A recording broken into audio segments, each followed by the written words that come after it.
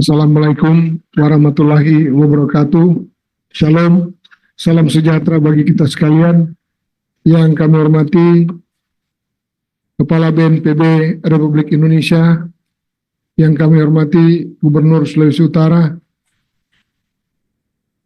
jajaran BNPB Republik Indonesia, Forum Komunikasi Pimpinan Daerah, Pak Ketua DPRD Provinsi Sulawesi Utara, Panglima Kodam 13 Merdeka, Kapolda Sulawesi Utara, Pak Kajati Sulawesi Utara, Pak Danlanut Sri Sulawesi Utara, Pak Danlan Tamal, Pak Danrem, Bapak Ibu hadirin yang kami hormati.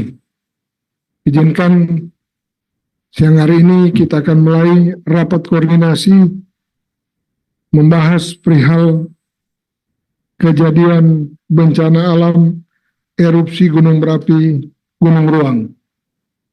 Untuk selanjutnya, pelaksanaan rapat ini diserahkan pada pimpinan. Kami persilakan. Terima kasih Pak Prof. Yang kami hormati Kepala BNPB Pak Letnan Jenderal TNI Suhartanto, serta dengan seluruh jajaran Forum Pimpinan Daerah Provinsi Sulawesi Utara, Pak Pangdam, Pak Kapolda, Pak Kajati, Pak Danlan Tamal dan Lanut, Pak Danrem, dan seluruh pejabat utama pemerintah provinsi. Ini juga kami undang Pak Wali Kota Manado, Wali Kota Bitung, sama Bupati Minut yang tempat pengungsi dari Citaro yang ikut juga menampung pengungsi-pengungsi yang ada, dan seluruh tamu undangan yang kami hormati. Bapak Ibu saudara-saudara, saya kira situasi akibat erupsi Gunung Ruang sampai hari ini seluruh pengungsi bisa tertangani dengan baik. Artinya yang mengungsi ke Pulau Siau berjalan dengan baik evakuasinya, begitu juga yang mengungsi ke Kota Manado, Bitung dan Minahasa Utara. Semua juga sampai hari ini tertangani dengan baik. Yang menjadi catatan bagi kami Pak, bahwa dua kampung yang ada di Gunung Ruang itu sudah menjadi keputusan. Saya kira daerah itu harus kita kosongkan. Artinya tidak lagi menjadi tempat ini. Beberapa lalu saya sudah koordinasi dengan pemerintah pusat, Pak Menko PMK, Menteri Sekretaris Negara, sama Menteri PU, tapi kebetulan tidak ada, hanya Sekjen. Koordinasinya mereka sepakat untuk kita lakukan pemindahan dari dua desa yang ada Gunung Ruang, direlokasi. Pemerintah provinsi sampai hari ini sudah berupaya mencari tempat untuk relokasi. Memang ada dua tempat yang kita pilih. Pertama satu di Likupang, kedua di Bola Mongondo Selatan, tetapi berbatasan dengan Bola Mongondo Timur. Yang lokasinya, Pak Sek boleh tampilin lokasi? Nah ini Pak.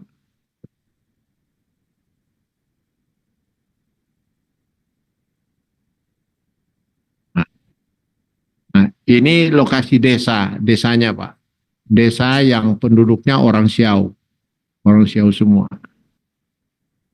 Nah, di sini sudah di wilayah Bola Mongondo Timur. Jadi kalau dari Kota Manado 3 jam perjalanan bisa sampai ke sini. Ibu kotanya Bola Mongondo Selatan ada di atas sini Pak, jauh memang. Kalau kita lewat ibu kota Bola Mongondo Selatan agak jauh. Tapi kalau kita lewat jalan Trans Sulawesi, Jalan Trans Sulawesi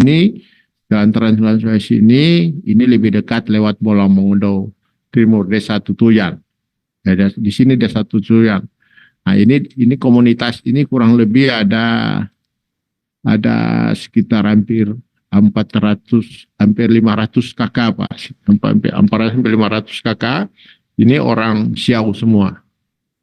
Jadi kalau kita relokasi mereka di daerah sini, ini sudah sesama orang Siau, Pak. Nah, ini laut, Pak. Dan sini memang daerah perikanan semua ini. Jadi para orang Siau yang ada di sana, tempat pencariannya laut. Nah, dekat Bola Mongondo Tutuyan sini memang sini ada pelabuhan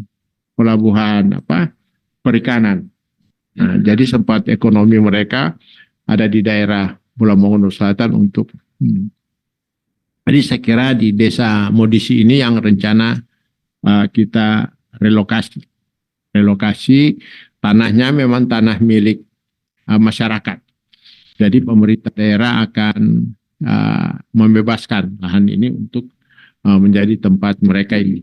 Tinggal mekanisme pembebasan ini yang saya minta Pak Kajati, Pak Kapolda dan BPKP yang akan menilai ini supaya lebih objektif di lapangan kita lakukan. Nah, itu yang langkah-langkah pemerintah provinsi mengambil langkah-langkah dalam rangka melakukan relokasi wilayah. Nah, untuk penanganan tanggap darurat, sementara sampai hari ini, mulai ledakan pertama sampai ledakan kedua, koordinasi forum pimpinan daerah provinsi dan BNPB dan Kementerian Sosial berjalan baik sehingga tidak ada hal-hal yang komplain dari para pengungsi yang ada karena tertangani dengan baik. Dan perlu diinformasikan dari 600 sampai 700 orang bukan kekaya yang mengungsi ke Kota Manado, Bitung dan Minut yang kami sudah siapkan tempat pengungsian. Hanya kurang lebih 25 orang yang menggunakan tempat pengungsian, Pak. Selebihnya kembali ke rumah keluarga. Nah, di sini juga rumah keluarga terdata lengkap. Kita juga mendrop bahan-bahan bantuan.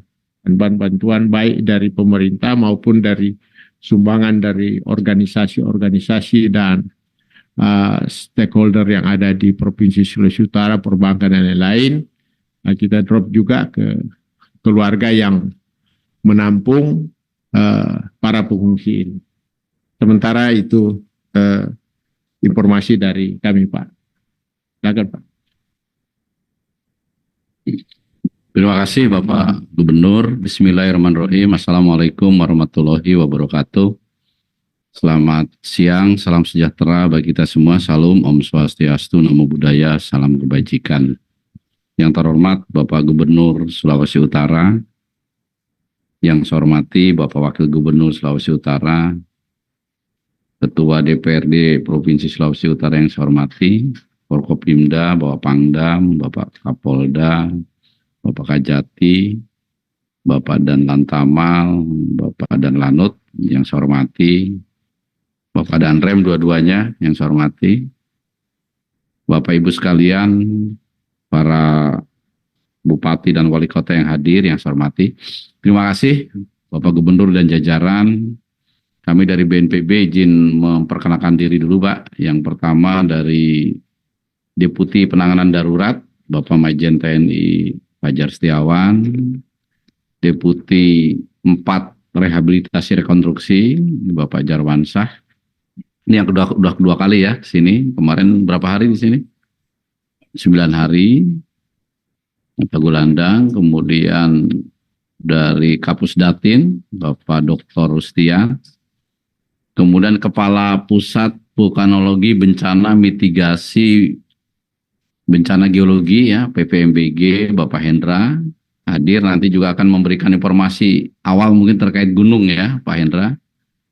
Kemudian Kordal Op, Brigjen Lukmansa, tenaga ahli Kepala BNPB ada Kolonel Agus Marsanto, Kolonel Heri, ada Kolonel Johan, dan ada Bapak Richard. Jadi sebelum saya nanti tolong Pak Hendra dulu ya, sampaikan hal-hal yang berkaitan dengan gunung, seperti apa, agar memberikan informasi kepada seluruh masyarakat Provinsi Sulawesi Utara, khususnya masyarakat yang terdampak. Silakan Pak Hendra, waktu dan tempat dipersilahkan.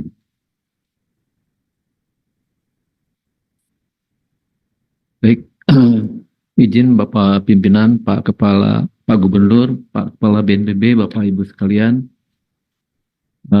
saya akan memperlihatkan hasil dari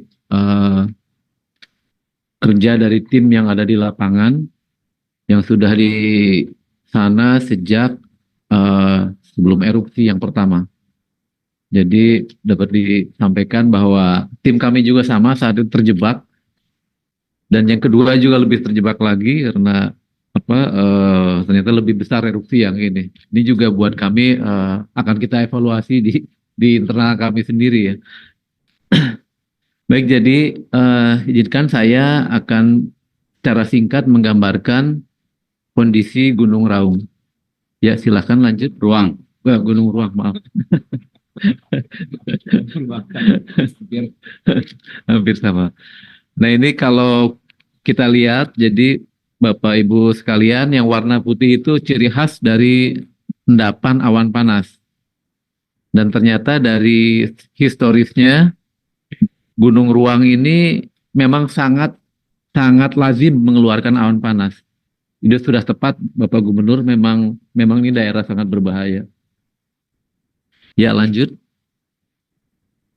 Nah, ini informasi umumnya, ketinggian gunung yang muncul di permukaan 725 meter ya, tapi kita ke bawah, kita belum tahu ini berapa. Berada di Kabupaten Sitaro, ya, posnya yang ada di Kabupaten Sitaro di Desa Tulusan. Ini ada pos pengamatan gunung api di sana. Saya pernah ke sana tahun 2007, bahkan saya naik ke puncaknya, Pak. Nah, di sana melalui pos ini kita memantau keadaan Gunung Ruang, dan menjelang ada kenaikan krisis, tim sudah ke sana. Jadi sebelum tanggal 17 April sudah di sana. Ya, lanjut.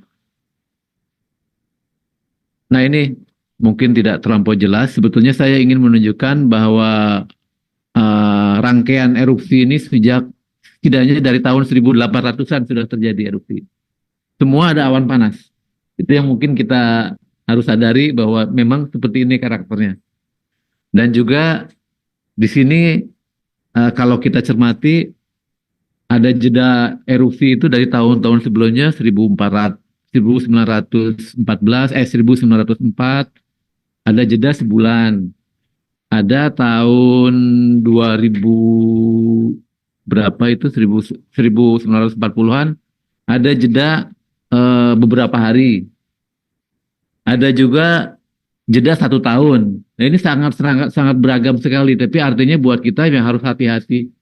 Terbukti bahwa kemarin hanya jeda 10 harian muncul lagi. Mungkin untuk ke depan yang ini harus kita antisipasi bahwa kita lebih baik hati-hati. Kemarin terasa turun, tiba-tiba bahkan lebih besar. Nah, ini yang perlu saya sampaikan. Ya, lanjut. Nah, ini sebetulnya kronologis saja, bahwa bisa kita lihat grafik yang kiri itu yang warna merah hampir tidak ada, Pak. Ini khasnya Ruang ini sifatnya cepat sekali. Oleh karenanya mungkin di sini kita harus mulai terbiasa bahwa respon untuk Gunung Ruang ini memang kitanya harus selalu siaga, itu hitungan jam. Jadi yang grafik merah itu bisa dilihat, yang grafik kiri atas itu dari tidak ada, hanya hitungan berapa hari langsung erupsi. Jadi tanggal berapa ini? Tanggal 16 April pukul 10 itu kita naikkan statusnya di waspada. Karena ada kenaikan gempa dari tidak ada naik menjadi 10 dan 40, akhirnya kita naikkan waspada. Dan tanggal 16 April yang hari yang sama pukul 4 sorenya udah naik siaga.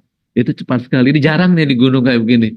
Pengalaman saya puluhan tahun kita bisa sehari, 2 hari, seminggu gitu. Bahkan di Gunung Kelut tuh 2 bulan.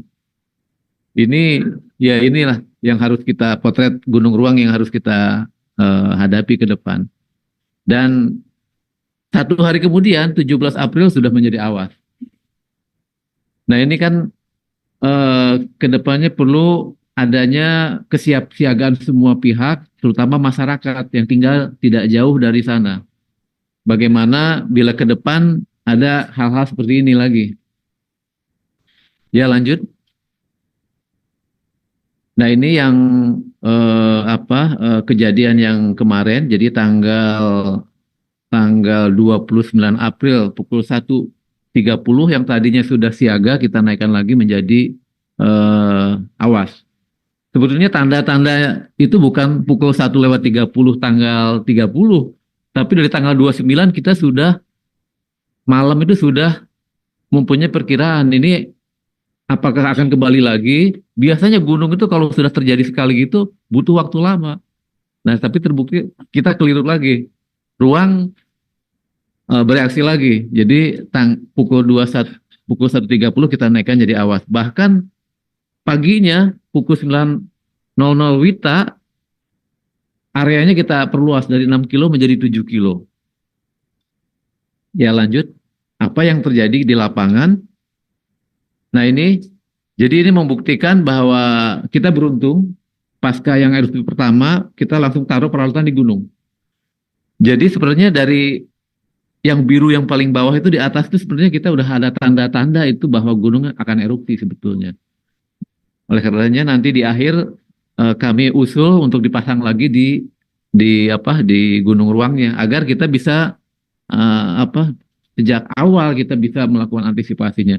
Hanya mohon bantuan nih Pak Kepala, tim sudah ada di sana dengan peralatannya, hanya tidak ada yang masuk ke sana untuk karena nakodanya pada tidak ada di Tagulandang. Untuk pasang alat kita perlu bantuan perahu untuk pasang. Ya, dari Tagulandang ke Pulau Ruang. Jangan gampang. Siap.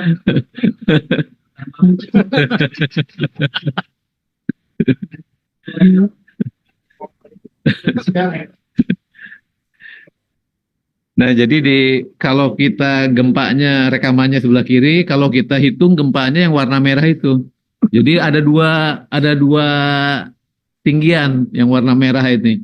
Nah, kita berharap jangan ada lagi tinggian yang ketiga gitu. Ya, lanjut.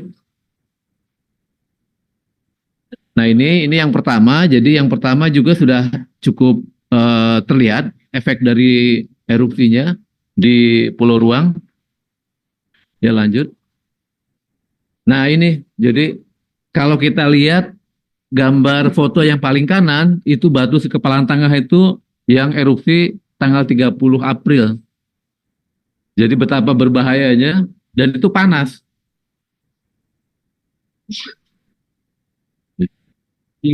Ya, lanjut. Itu ditemukan di Tagulandang. Jadi, iya, itu memang erupsinya cukup besar ini. Batu sebesar ini terlempar sampai 6 kiloan. Nah, sekarang kondisinya ya,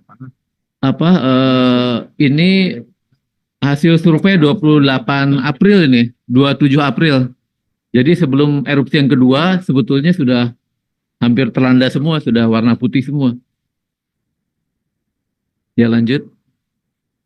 Nah, ini mungkin sudah diketahui bersama bahwa radius 7 km itu adalah lingkaran yang paling luar. Jadi risiko di Tagulandang ya sekitar itu saja yang berarea. Mungkin sementara itu dulu Pak Kepala dari PVMBG. Terima kasih.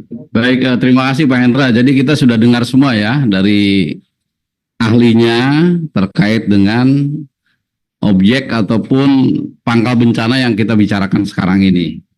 Nah, dari yang disampaikan oleh Pak Hendra, berarti kan kita sepakat semua Bapak Ibu sekalian bahwa karena statusnya sudah paling tinggi, kita tidak bisa ambil resiko. SOP yang memang ditetapkan ketika gunung itu menjadi awas, kita harus ikuti semua. Nah, ini kami catat ya, paling tidak ada 9.000 lebih ini atau sampai 12.000 masyarakat dalam radius 7 km persegi yang segera harus diungsikan.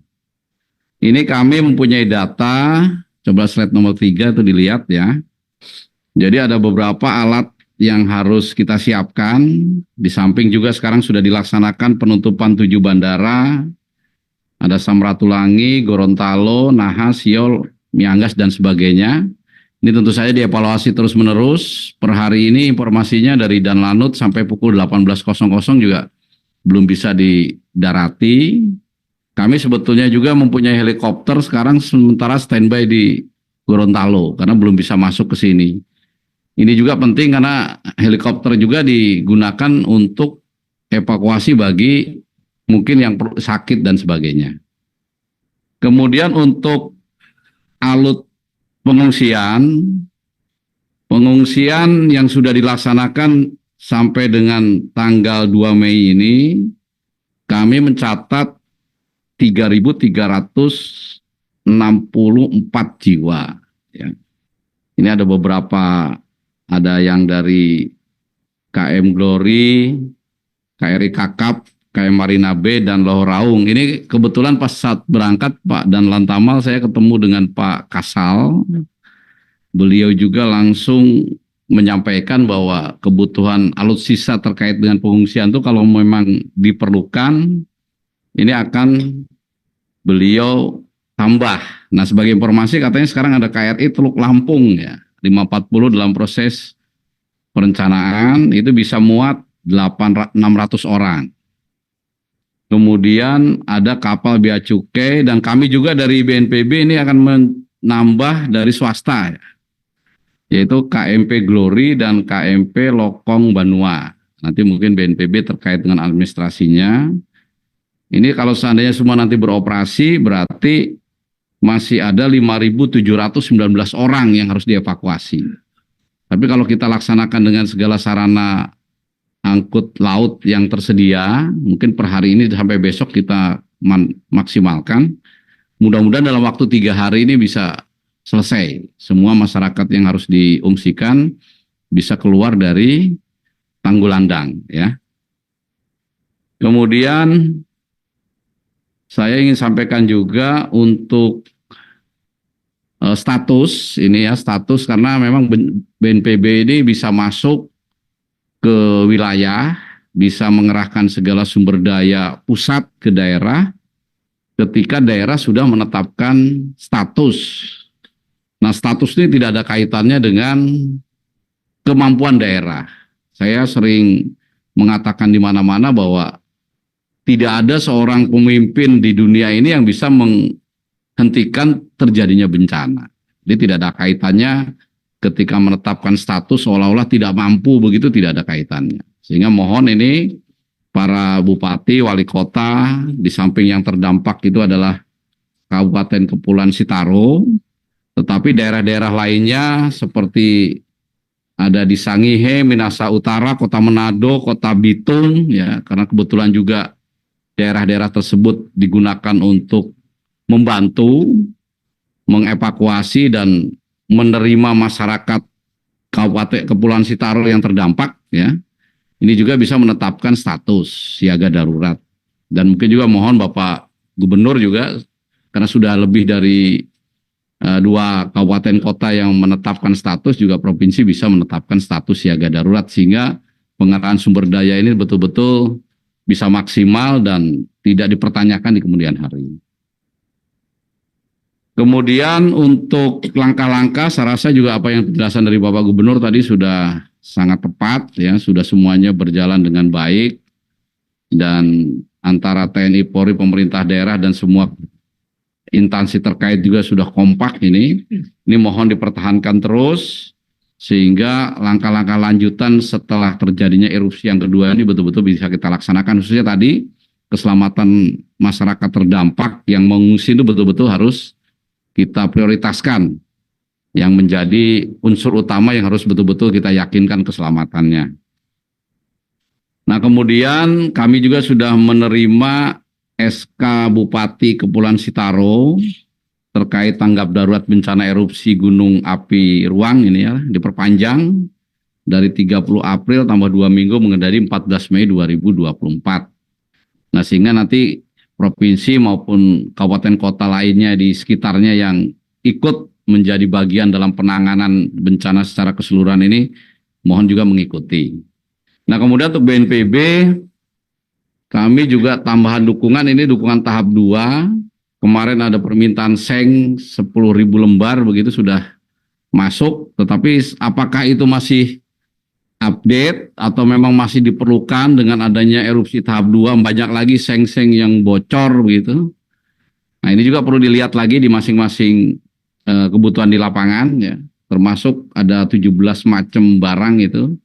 Ini untuk tahap 2 sudah masuk semua, mohon dari BPBD baik yang di Kabupaten Sitaro maupun di provinsi dicek betul, dan karena sudah sampai semuanya di Sulut, segera didistribusikan ke masyarakat.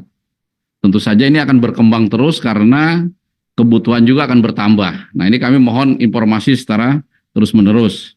Kemudian tahap 3 juga ini kami akan menyalurkan kepada Korem, pada Lantamal, Kodim, Polres, kemudian Kota Manado dan Kota Bitung. Nah, nanti apakah yang di utara, kabupaten di utara yang Minahasa, Sangihe ini tolong juga diakses ya Pak Deputi, karena juga di sana mungkin terlibat juga dalam membantu Kabupaten Kepulauan Sitaro dalam hal penanganan ini. Kemudian ada barang-barang ini yang tahap 3 kami hanya mendapat informasi kebutuhan yang segera, yaitu terpal, tenda keluarga, dan mie instan. Apakah hanya itu? Nah, kebetulan kami ada di sini, nanti secara terus-menerus setiap hari dievaluasi dan berkembang. Intinya adalah kita sepakat semua bahwa kebutuhan masyarakat yang terdampak ini betul-betul tertangani dengan baik. Tadi di ruangan Pak Gubernur kita sudah bicara juga, memang betul masyarakat itu sudah disiapkan titik-titik pengungsian, ada 7 titik, tapi ternyata begitu ditinjau ke situ, mereka sudah diambil oleh keluarganya. Bahkan tadi Pak Gubernur mengatakan baru hanya 25 orang yang ada di tempat pengungsian. Ya, tentu saja yang 25 orang itu betul-betul dijamin kebutuhannya, ada yang menumpang juga di rumah-rumah keluarganya, kita perhatikan kebutuhan dasarnya. Kemudian untuk rehabilitasi rekonstruksi, ya, terima kasih tadi Pak Gubernur sudah menjelaskan. Mungkin sore ini juga Bapak Menko PMK akan memimpin rapat tingkat menteri, melibatkan semua unsur, dan ada Kementerian PUPR dan Kementerian Keuangan, sehingga setelah nanti lahannya siap, maka secara paralel, walaupun mungkin nanti gunungnya juga statusnya belum turun, tetapi karena sudah sepakat akan dilaksanakan relokasi bagi masyarakat yang terdampak ini, tadi dikatakan ada sekitar 301 KK dari dua desa di kaki Gunung Ruang, ini tentu saja segera dilaksanakan. Dan mungkin nanti jam 3 kami juga akan ikut rapat tingkat menteri itu Pak Gubernur, walaupun di sana nanti secara hadir secara fisik ada Bapak Sestama. Nah, ada 2 mekanisme bagi masyarakat yang bukan di kaki Gunung Ruang, yang tidak direlokasi, tetapi mungkin juga di tingkat pemerintah daerah, pemerintah kota juga akan memindahkan gitu, itu juga bisa dilakukan pembangunannya oleh BNPB. Termasuk kemarin yang di Kota Bitung itu kan ada bencana yang lain, kemudian juga akan direlokasi, silakan segera aja, biar sama-sama aja ini pelaksanaan relokasinya ini. Kemudian bagi masyarakat yang tidak relokasi tetapi rumahnya rusak, ini ada mekanisme rusak sedang, rusak ringan, rusak berat. Nah, misalnya rusak ringan, rata-rata rusak ringan karena terkena batu misalnya. Itu juga bisa, di samping kita bantu dengan material, juga bisa diajukan. Jadi sama bencananya sesuai dengan keputusan Bapak Presiden itu, kalau rusak berat 60 juta, rusak sedang 30 juta, rusak ringan 15 juta. Nah, itu bantuan dari pusat, sehingga nanti apabila rumahnya rusak tapi tidak direlokasi, tadi kan batunya sampai ke Tanggulandang. Berarti kalau rumah-rumah di Tanggulandang kan tidak harus direlokasi. Nah, tapi itu kan rusak. Nah, itu tolong diajukan. Cepat tidaknya tergantung dari pendataan di daerah dan segera daerah mengajukan. Nah, mumpung di sini lengkap, Pak Deputi, daruratnya ada terkait dengan masa tanggap darurat, Pak Deputinya Rehabilitasi Rekonstruksi juga ada saat nanti rehab rekon. Nah, mohon nanti dari BPBD tingkat provinsi, tingkat kabupaten kota segera ini pendataannya sehingga waktunya bisa lebih efektif itu. Kemudian untuk pemasangan rambu tadi mohon ya nanti itu memang keinginan Pak Hendra ya. Karena kalau tidak dipasang kita semua buta apa yang terjadi di Gunung Ruang ini. Tidak bisa memprediksi. Tadi kan story-nya udah kelihatan itu. Bisa sehari, bahkan sejak tahun 2002, ini gunung ini diem-diem aja. Begitu 22 tahun, baru muncul dan cepat dari mulai tahap 2 ke tahap 4-nya cepat sekali. Nah ini juga dengan nanti bantuan pemasangan alat-alat itu, mudah-mudahan Gunung Ruang itu gimana eskalasinya bisa kita ketahui sejak awal. Mungkin seperti itu Bapak Ibu sekalian yang bisa saya sampaikan. Ya. Intinya kami dari pusat tetap akan mendampingi pemerintah daerah dalam penanganan bencana Gunung Ruang ini sesuai dengan ketentuan karena ini bencananya masih di tingkat daerah ya. Walaupun dampaknya juga menyebar ke tingkat provinsi, tapi masih di Kepulauan Sitaro sehingga posko mohon segera aktif ya. Pak Bupati Kepulauan Sitaro sebagai Komandan Satgas, Pak Komandan Kodim, Kapolres, dan Dim Wakil Ketua 1 biasanya, terus Kapolresnya Wakil Ketua 2 segera aktif. Dan kita semua yang ada di sini membantu sehingga kelancaran posko itu berjalan dengan baik dan semua terkait dengan penanganan masyarakat terdampak ini bisa berjalan dengan baik dan sempurna. Tentu saja masyarakat ini juga tidak bisa lama-lama tinggal di pengungsian dan kita tidak tahu sumber bencananya ini sampai kapan bisa teratasi. Nah berarti langkah relokasi itu harus segera cepat. Tadi Pak Gubernur juga sudah menyampaikan langkah-langkah yang cepat sehingga bisa kita segera realisasikan. Kiranya itu yang bisa kami sampaikan. Terima kasih atas perhatiannya. Saya akhiri. Wassalamualaikum warahmatullahi wabarakatuh. Makasih Pak. Ada masukan dari Pak Pangdam, Pak Kapolda atau Pak dari Sitaro? Pak Bupati?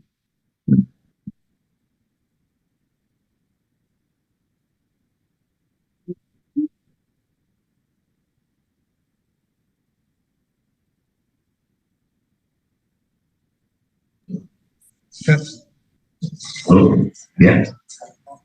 Halo, bisa Pak? Bisa dengar Pak?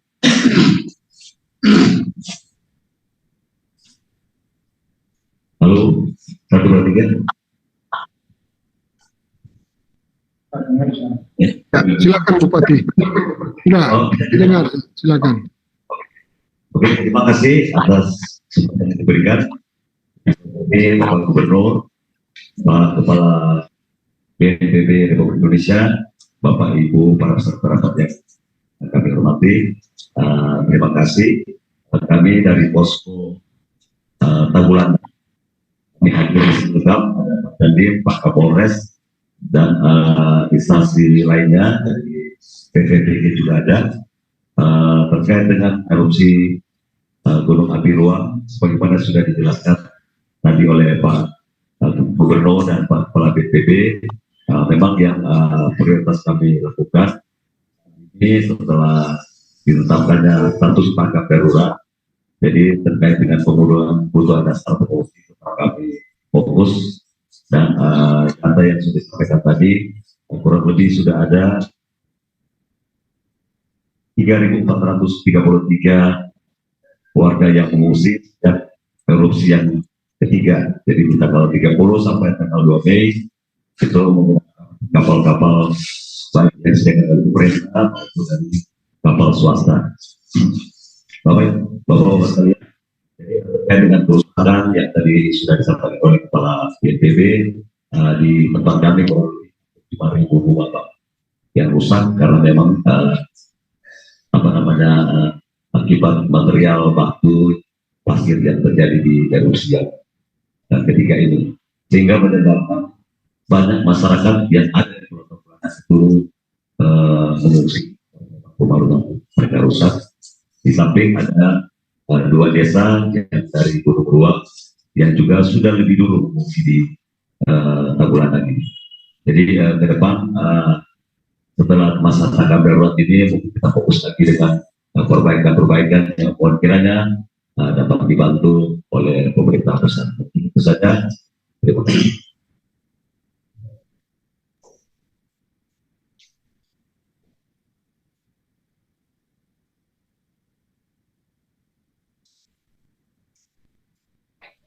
Terima kasih Pak Bupati. Dari Pak Danlan Taman.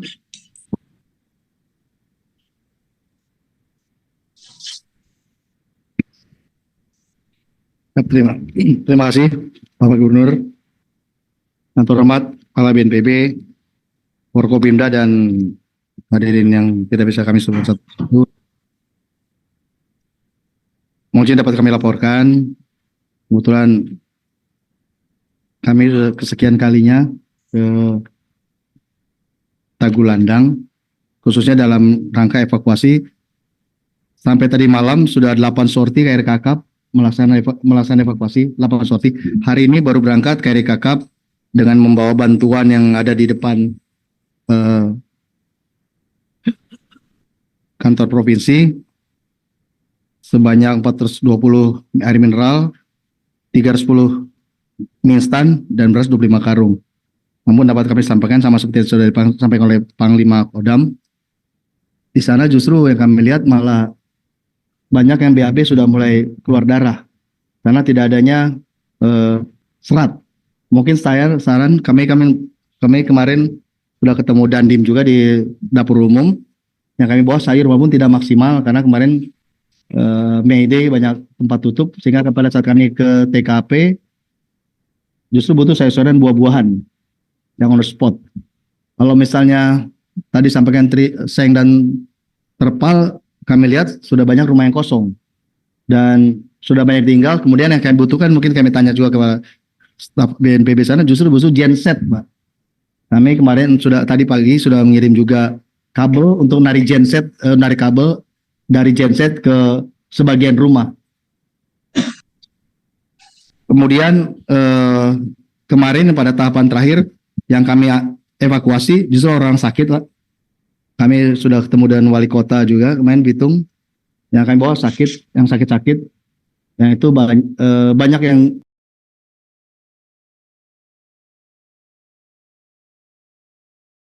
untuk waktu evakuasi, Pak. Kemudian satu tambahan, Pak, tadi sampaikan untuk tahap 2, justru kami tidak melihat ada dukungan untuk Lanal Tahuna, Pak.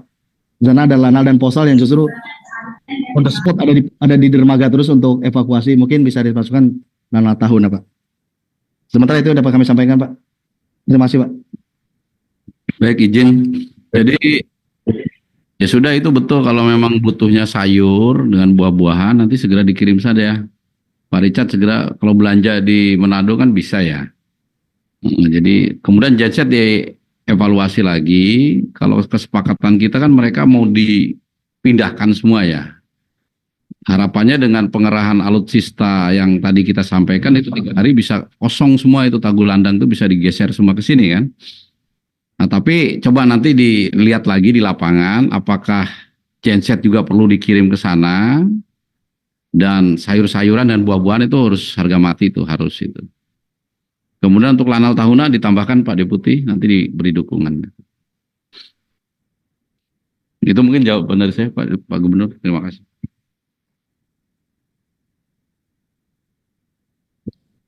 Terima kasih Bapak Gubernur, Bapak Kepala BNPB dan para ibu-ibu dan bapak-bapak yang hadir. Yang pertama kami mengucapkan terima kasih Pak, Bapak cepat dan tim di 2 kali erupsi segera hadir di sini, dan itu sangat membantu bagi kami yang di daerah, khususnya untuk bisa langsung melihat kebutuhan nyata di lapangan dan membantu dalam pelaksanaan khususnya pada masa tanggap darurat ini. Yang kedua, jarak antara erupsi yang pertama dan yang kedua itu kurang lebih 12 hari, Bapak. pada saat tanggap darurat pertama selesai hari itu, malamnya juga langsung erupsi kembali. Sehingga tadi sudah tepat yang diputuskan oleh Bapak Bupati untuk membuat keputusan bahwa ini adalah tanggap darurat yang kedua. Dan erupsi yang kedua ini lebih dahsyat dan lebih besar efeknya daripada erupsi yang pertama. Yang pertama, kami mendapat apabila alat deteksi itu memang harus segera terpasang, Mbak. Sudah terpasang pun kita nggak pernah tahu kapan ini akan erupsi lagi terjadi, apalagi tanpa alat. Sehingga itu adalah prioritas kita bersama untuk bisa memasang alat itu, walaupun yang masang pasti mengandung risiko juga, Pak. Saya pun mau, Pak, masang itu di situ. Besok kalau kita sama-sama ke sana, saya mau, Pak, masang itu di situ. Karena kalau tanpa alat itu buta sama sekali kita. Yang kedua, di dapur umum di sana yang sudah berlangsung kurang lebih 12 hari tambah sekian, 15 hari ini memang seperti disampaikan oleh Pak Dan Lantamal tadi, menu makan semua orang, Pak Jarwansyah juga sudah merasakan makanan sana, nggak berubah. Nasi, super mie, telur. Telurnya mungkin bisa variasi, Pak. Tapi memang nggak ada serat. Sehingga sangat dibutuhkan juga suplai sayuran maupun buah kalau ada untuk bisa ke sana. Yang ketiga, yang vital yang diperlukan supaya kegiatan membantu masyarakat dalam masa ini adalah BBM, Bapak. BBM itu untuk apa? Satu, dapur lapangan. Yang kedua, kendaraan-kendaraan kita yang di sana. Truk-truk kita yang di sana maupun kendaraan kecil yang single cabin, termasuk dari instansi lain, dari masyarakat. Untuk apa? Untuk apabila ada erupsi lagi, kita perlu menuju ke daerah aman, itu diperlukan kendaraan angkut. Dan kita harus memastikan bahwa BBM-nya ada. Tanpa BBM ada, tanpa kendaraan, akan makin susah kita mengangkut masyarakat. Kemudian yang berikutnya, karena yang terakhir ini lebih dahsyat dan lumpur kalau laporannya Pak Dan Lantamal maupun Pak Dandim yang di sana, jadi jalan ini berlumpur kalau hujan.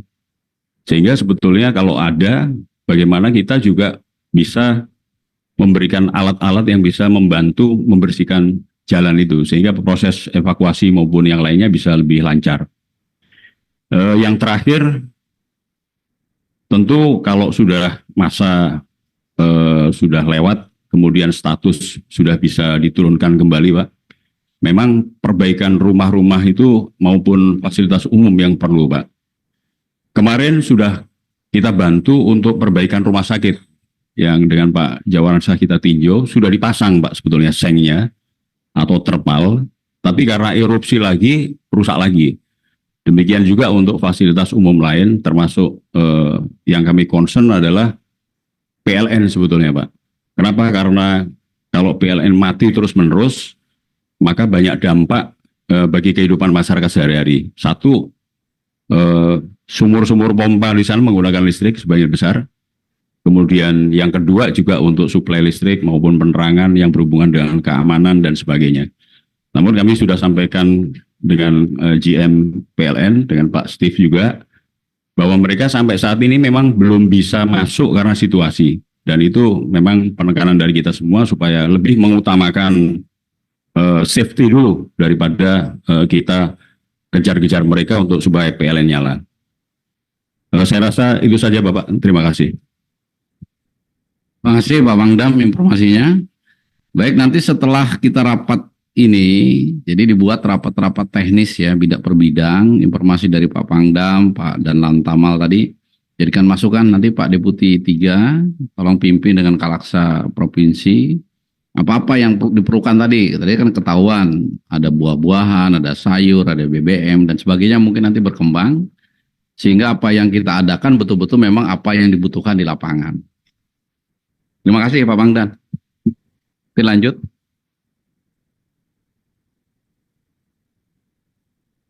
Masukan?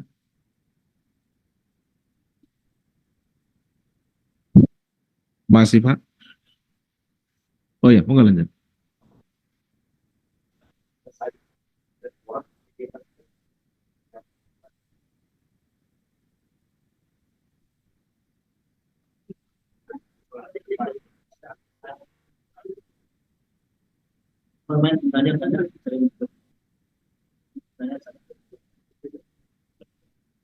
Ya nanti dikoordinasikan lah PGTA juga, sayur buah juga gitu aja udah.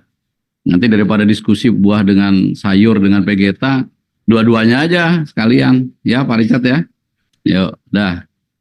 Ya Pak Gubernur. Ya, terima kasih Pak. Yang kami hormati Bapak Kepala BNPB RI dan Pak Gubernur dan seluruh peserta rapat yang berbahagia. Kami hanya sekedar laporan menanyakan tadi ke Kapolres Pak. Kapolres yang memang on the spot ada di sana. Memang betul Pak, untuk makan itu harus bervariasi dengan sayur-sayuran. Kemudian yang kedua, pada waktu penurunan status waktu itu dikira sudah aman Pak. Akhirnya ditariklah itu dapur lapangan dan water treatment. Jadi karena sekarang lagi kami sudah perintahkan sana, mungkin hari ini sudah sampai Pak. Yaitu untuk bantuan dapur lapangan dan water treatment. Kemudian juga kebutuhan yang lain termasuk tenaga medis Pak. 10 orang kami kirimkan ke sana, jadi total dari anggota kami ada sekitar 140 orang, nanti sudah sore ini sudah sampai Pak untuk membantu. Dan kemudian yang perlu diperlukan lagi adalah kendaraan truk Pak, karena dari Polda kami nambah 2 masih kurang Pak, karena untuk proses evakuasi siapa tahu nanti ada bantuan dari pemerintah untuk truk untuk evakuasi. Saya kira demikian. Makasih Pak.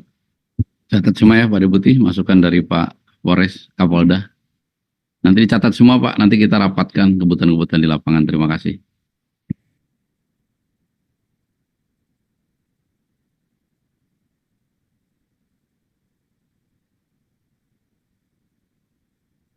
Iya, ada masukan lagi? Dan Lanut? Bandara? Mudah-mudahan sudah dibuka.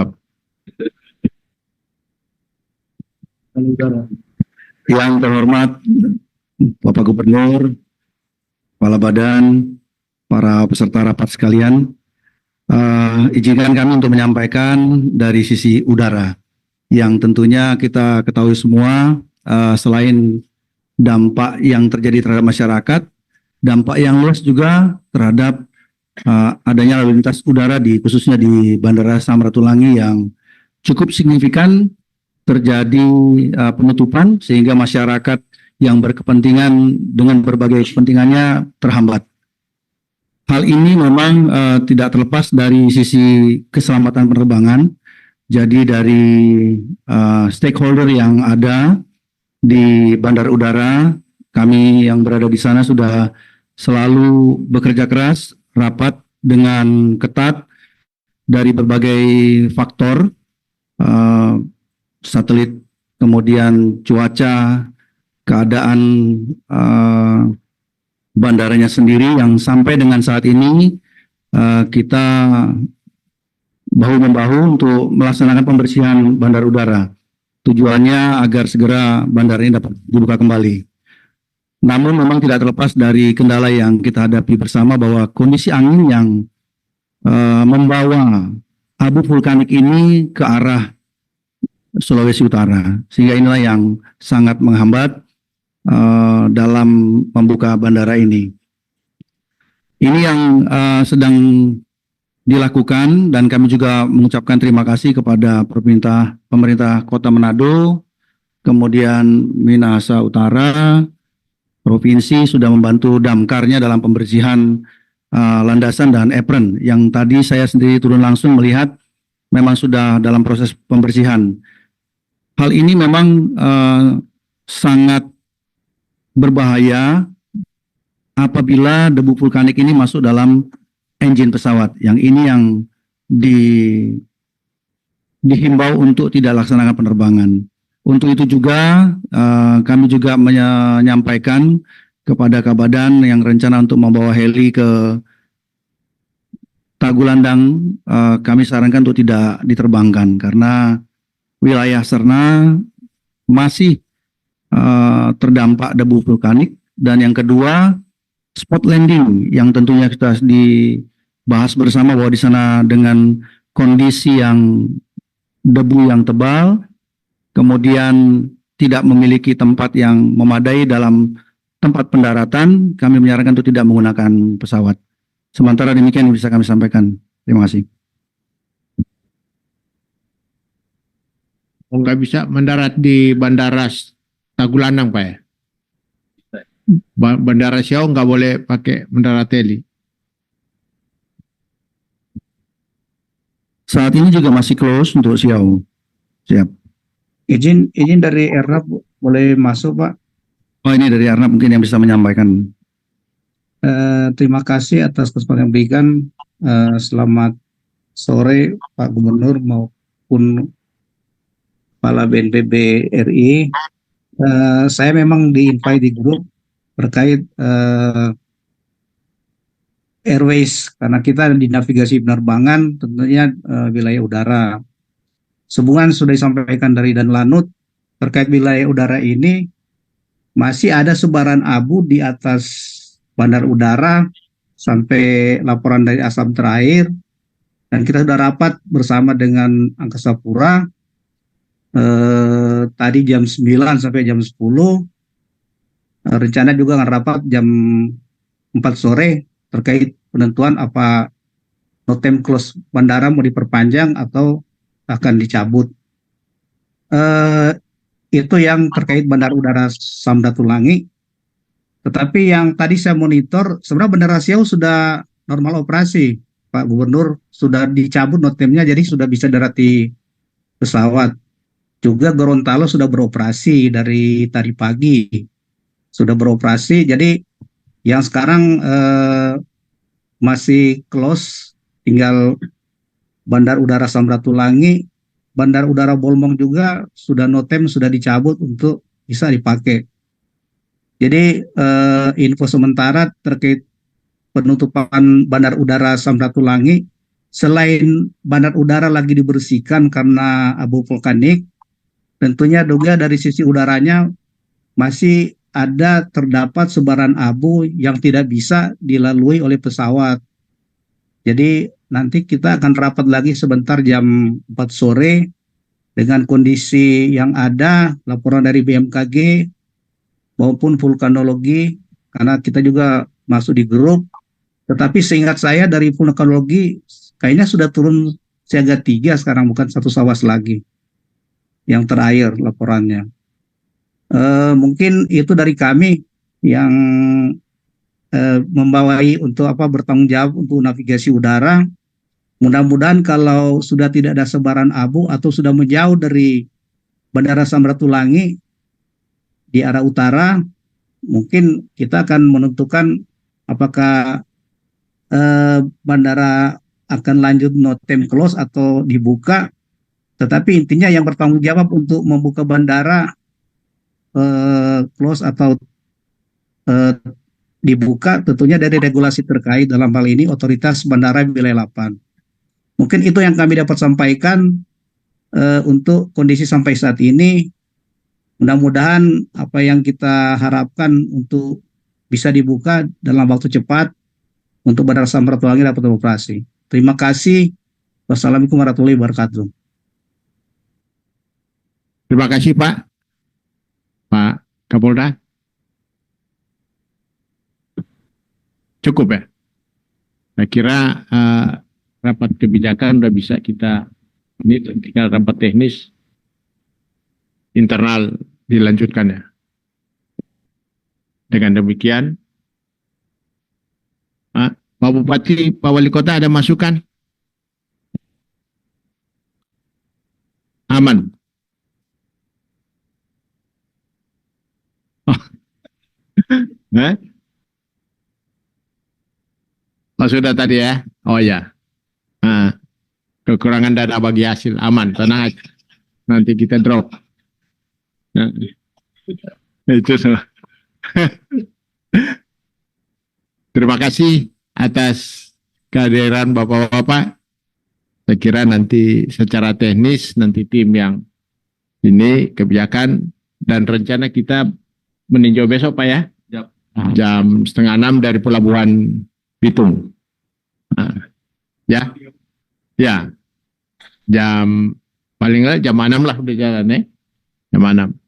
5.30 kita sama jam 6 supaya belum pergi. Karena kapal dua-dua ada di sana toh? Ya. Nah, kita jalan bareng ke lihat sana. Mungkin kalau kita datang rame-rame langsung gunungnya udah.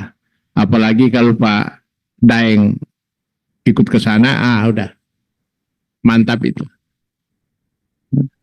Terima kasih. Wassalamualaikum warahmatullahi wabarakatuh. Waalaikumsalam warahmatullahi wabarakatuh. Waalaikumsalam. Pak Hendra, itu katanya tadi dari Airnaf sudah turun statusnya dari belum kan? Nanti disampaikan lagi.